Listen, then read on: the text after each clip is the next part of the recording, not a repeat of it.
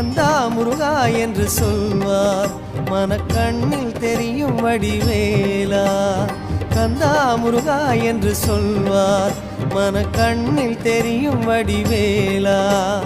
ஆற்றுப்படை நாயகனே ஆறுதல் தருபவனே ஐயா பரம்புன்றின் முருகோனே.